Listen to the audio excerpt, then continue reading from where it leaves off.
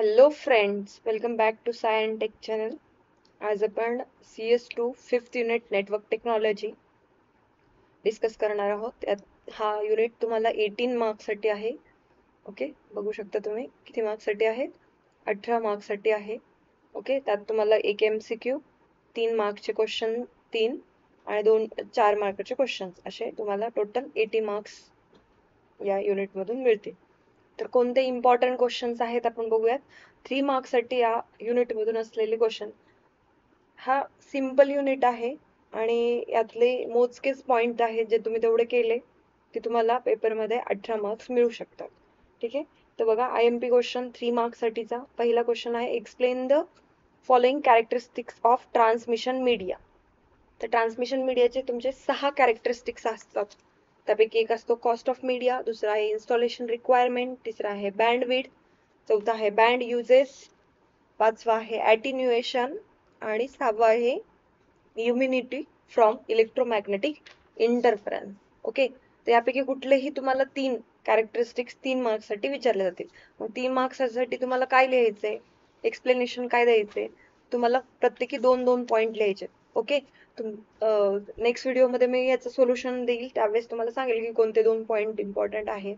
Okay, जसं की cost of मीडियामध्ये मी आता सांगते, त्यामध्ये 2 पॉइंट लिहू शकतो. While designing a network the cost of media must be consider.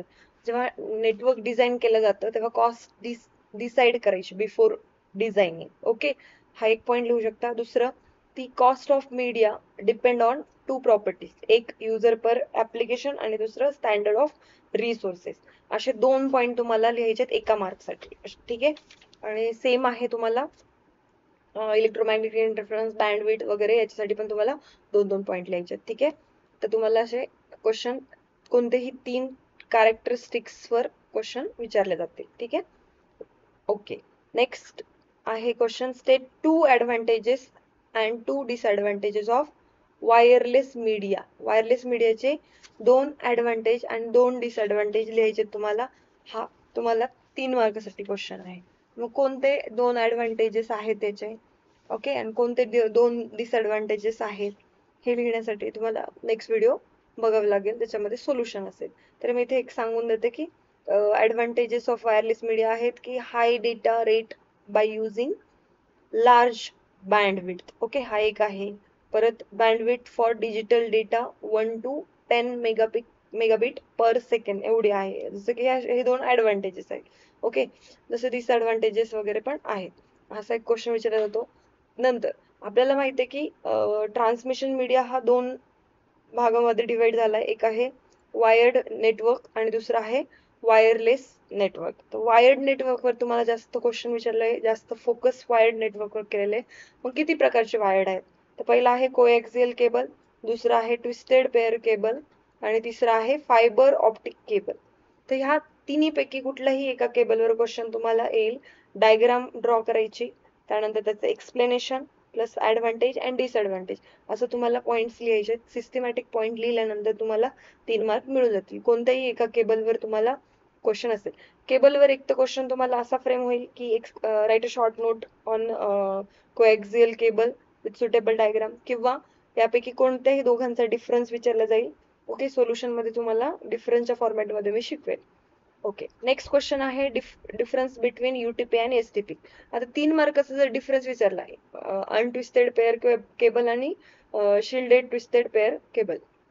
Okay, तर याचा जो डिफरन्स विचारला तुम्हाला 3-3 मार्क्स साठी आहे, तर तुम्हाला 3 डिफरन्स, ओके, किंवा 4 डिफरन्स लिहायचे. 3 पॉईंट जरी तुम्ही लिहिले डिफरन्सचे तरी तुम्हाला मार्क्स मिळून जातील. ठीक आहे, नेक्स्ट तुम्हाला लॅन वॅनचा पण डिफरन्स विचारला जातो. बघा या चॅप्टर मधून डिफरन्स बऱ्यापैकी विचारलेले आहेत, तुम्ही ते डिफरन्स करू शकता आणि इझी आहे. ओके, UTP STP चा पण आहे, लॅन वॅनचा पण डिफरन्स इझी आहे. तुम्हाला 3-3 पॉइंटच लिहायचे. फाईन. नेक्स्ट आहे तुमचा कनेक्टिव्हिटी डिव्हाइसेसवर क्वेश्चन असतो. कनेक्टिव्हिटी डिव्हाइसेस किती आहेत आपल्याकडे, तर कनेक्टिव्हिटी डिव्हाइसेस आपल्याकडे 5 आहेत. ओके, खालच्या क्वेश्चन मध्ये तुम्हाला हा डिस्कस केला जाईल. बघूयात आपण कोणत्या कोणत्या कनेक्टिव्हिटी डिव्हाइसेस आहेत, जसं की repeater, router, modem, hub. Okay, त्यानंतर तुमचा अजून एक आहे मोडेम, हब, रिपीटर आणि राउटर. एवढेच तुम्ही केले तरी मोर दॅन इनफ आहे. ओके, याच्यावर तुम्हाला 3 मार्काचा क्वेश्चन आहे की राउटर सेपरेटली विचारलेला आहे आणि एकदा हब सेपरेट विचारलेला आहे की त्याचे 2 टाइप्स आहेत. ओके, राउटरचे पण 2 टाइप आहेत आणि हबचे पण 2 आहे. 3 आहेत ऍक्च्युली, पण तुम्हाला एक्सप्लेन करायला ऍक्टिव्ह पॅसिव्ह 2च हब विचारलेले आहेत. हा एक क्वेश्चन असतो. नंतर आहे तुमचा प्रोटोकॉलवर क्वेश्चन. तर प्रोटोकॉलवरचा हा एकच क्वेश्चन इम्पॉर्टंट आहे, जो की what is mean by protocol, explain TCP/IP protocol. हा 3 मार्काला तुम्हाला, प्रोटोकॉलची डेफिनेशन लिहायला 1 मार्क, TCP/IP एक्सप्लेन करायला तुम्हाला 2 मार्क, असे तुमचे 3 मार्क्सचा क्वेश्चन फ्रेम होतो यावर. बघा काय काय करायचंय तुम्हाला 3 मार्कच्या क्वेश्चन मध्ये. एक, कॅरेक्टरिस्टिक्स. दुसरा, वायरलेस मीडियाचे ऍडव्हान्टेज डिसएडव्हान्टेज. तिसरा, वायर्ड नेटवर्क जसं की coaxial, twisted pair cable, fibre optic cable, ह्याचं तुम्हाला डिटेल करायचंय. ओके, त्याच्यानंतर तुम्हाला लॅन वॅनचा डिफरन्स करायचा. त्याच्यानंतर connectivity devices, router, repeater, hub, modem वगैरे करायचंय. ठीक आहे. आणि लास्टला प्रोटोकॉल, TCP/IP प्रोटोकॉल. एवढंच 3 मार्कासाठी तुम्हाला क्वेश्चन करायचंय. 4 मार्क्ससाठीचा याच्यावर क्वेश्चन काय विचारलं जातं? 4 मार्क्ससाठी तुम्हाला क्वेश्चन विचारतो टोपोलॉजीवर. मग आपल्याकडे 3 टोपोलॉजी, खरं तर 4 टोपोलॉजी आहे, तुमच्या स्टडीसाठी 3 आहेत. रिंग टोपोलॉजी, बस टोपोलॉजी आणि स्टार टोपोलॉजी. तर मग रिंग टोपोलॉजी, स्टार टोपोलॉजी आणि बस टोपोलॉजीवर सेम क्वेश्चन फ्रेम होतो की काय, डायग्राम ड्रॉ करा, देन डेफिनेशन लिहा, ऍडव्हान्टेजेस आणि डिसएडव्हान्टेजेस. हे सांगायला तुम्हाला प्रत्येकी 4 मार्क्स आहे. म्हणजे डेफिनेशनसाठी 1 मार्क, डायग्रामसाठी 1 मार्क, ऍडव्हान्टेज लिहिण्यासाठी दोन ऍडव्हान्टेज लिहायचे त्यासाठी 1 मार्क, डिसएडव्हान्टेज 2 लिहायचे त्यासाठी 1 मार्क. असं सिस्टमॅटिक जर तुम्ही लिहिलं तर 4 आउट ऑफ 4 तुम्हाला याच्यासाठी मार्क्स मिळतील. सेम तुमचं बस टोपोलॉजीसाठी पण आहे. ह्या 3 टोपोलॉजी करून घ्यायच्या. तुम्हाला एक्झाम मध्ये कोणती ना कोणती टोपोलॉजी एक्झाम मध्ये विचारल्या जाते. त्यानंतर आहे तुमचं की ऍक्सेस मेथड. ओके, ऍक्सेस मेथडवर क्वेश्चन असतो, explain in brief the following access method. तर access method, contention, token passing, याच्यावर तुम्हाला बऱ्याच वेळेस क्वेश्चन विचारलेला आहे. ओके, तर ह्या ऍक्सेस मेथड महत्वाचे आहे, हे एवढं करून घ्यायचं तुम्हाला, ज्या की तुमच्या रिंग टोपोलॉजी, बस टोपोलॉजी आणि स्टार टोपोलॉजी याच्यासाठी सुद्धा महत्वाच्या आहेत. ठीक आहे. मग कंटेन्शन, त्याच्यानंतर टोकन पासिंग आणि पोलिंग, अशा 3 तुमच्या ऍक्सेस मेथड आहेत. त्यापैकी तुम्हाला कोणतेही 2 विचारले जातात. तर प्रिव्हियस पेपरमध्ये तुम्हाला कंटेन्शन आणि टोकन पासिंग जास्त विचारले आहे, तर हे 2 करूनच घ्या, इम्पॉर्टंट आहे. त्यानंतर तुम्हाला 4 मार्क्ससाठीचा दुसरा क्वेश्चन काय की कोएक्सियल केबलवर 4 मार्क्सचा क्वेश्चन एकदा विचारलेला आहे की what is mean by coaxial cable. त्याला कोएक्सियल केबल का म्हणतात? बिकॉज 2 कंडक्टर असतात त्याच्यात, इंटरनल आणि आउटर, इनर कंडक्टर आणि आउटर कंडक्टर, ते दोन्हीही एकाच ऍक्सिस मध्ये असतात म्हणून त्याला कोएक्सियल केबल म्हणतो आपण. ओके, हे डेफिनेशन लिहायचे, त्याचे डायग्राम काढायचे, त्यानंतर ऍडव्हान्टेज आणि 2 डिसएडव्हान्टेज, एवढं लिहिण्यासाठी तुम्हाला 4 मार्क्ससाठी आहे. त्यानंतर मोडेमवर एकदा क्वेश्चन विचारलेला आहे की write short note on a modem. 4 मार्क्ससाठी हा क्वेश्चन आलेला आहे. ठीक आहे.